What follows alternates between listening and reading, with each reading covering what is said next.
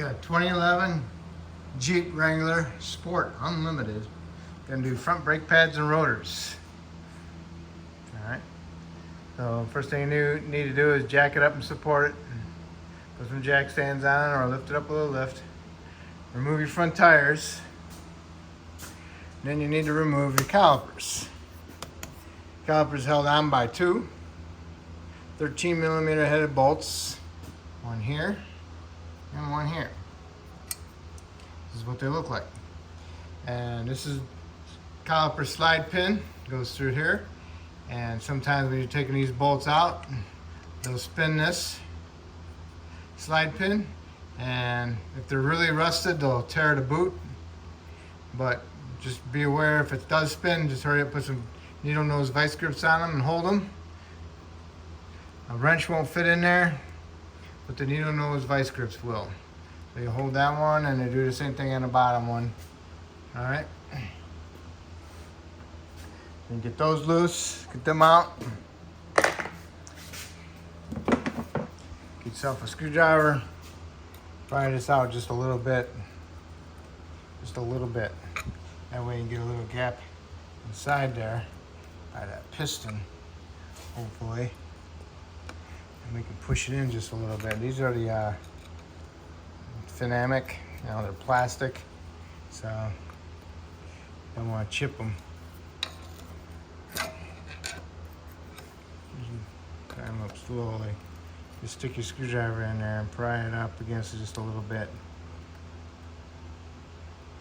They're a little tough because they're plastic.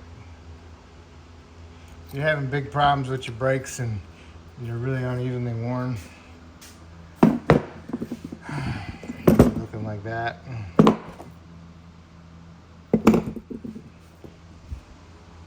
the pistons are really hard to push in. You might as well just go ahead and replace them.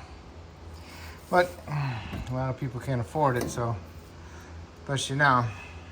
Alright, now that you got the caliper off, you want to look at the piston, make sure it doesn't have any cracks in it. You want to look at your boot, make sure it's not torn or cut, and also you want to make sure there's no wetness. Alright, that all looks good, and you're going to set this up here for now. And you could undo your sensors from here and hang it on a hook also. I only have one hand, so. All right, so now, what you want to do is get yourself an old pad, put the old pad in there, and use your C-clamp, and tighten up your C-clamp to push the piston in. And you want to make sure your line is a straight shot, that it's not pinched, because you want to feel how hard it is to push that piston in. If that piston's really hard to push in, then most likely it's a little bit swollen inside there or some rust buildup and you need to replace the caliper. All right. Okay, I got my parts. Washed my new rotors, get the shipping oil off of them, soap and water, or some glass cleaner, or put some brake cleaner on a rag and wipe them down. Okay. And then you can use a lug nut after you get the rotor on there to hold the rotor from tilting. I use vice grips, I just barely put them on there. Got the other side ready to go. Now we got the caliper bracket. And you get these ready to go. You got your area all cleaned up. Got some paint on it. Now you need to put your hardware on there. And see how they go on there. Put the little spring part on the outside. Sometimes they don't want to sit, so they have to get a little screwdriver and stick them in there and pull them down. Okay, all right, got that? All right. So now we're gonna put these onto the knuckle, and we'll snug our bolts up, and then we'll have to torque them. Caliper bracket is on. Got your two bolts in there. Snug them up, and then you need to torque them to 120 foot-pounds. All right, and then you need to get your brake pad, get the one without the indicator on it, without it, and that will go on the outside.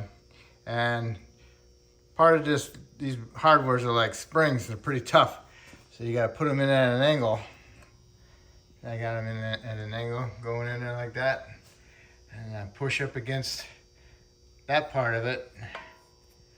And then I'll push it in. And now you got to do the same thing to the inner one. And on the inner one, you want to put the indicator towards the rotation of the rotor.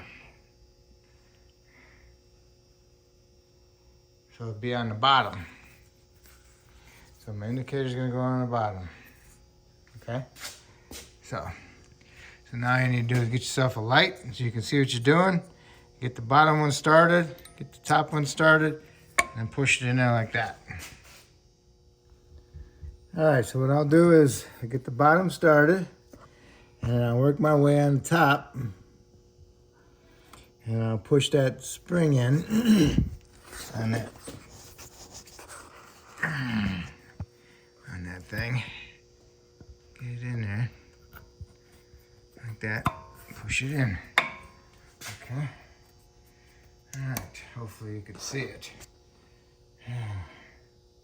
It's a little booger, but that's how you get those in. So now you gotta do both sides. If you're doing them one at a time, that's fine. If you're doing both at the same time, that's fine too.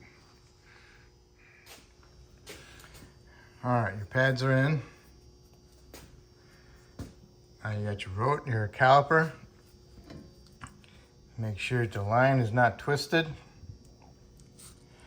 You need to like push in the slide, put the caliper over it, come up here, push in the slide, put the caliper over it. Now you can get your 2 caliper bolts in there, 13mm head bolts.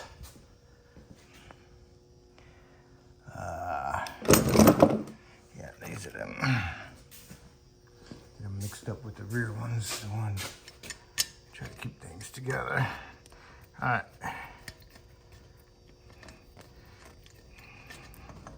Get them started.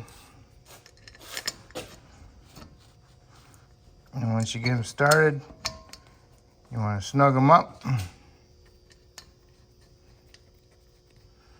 Snug them up, and then you want to torque them to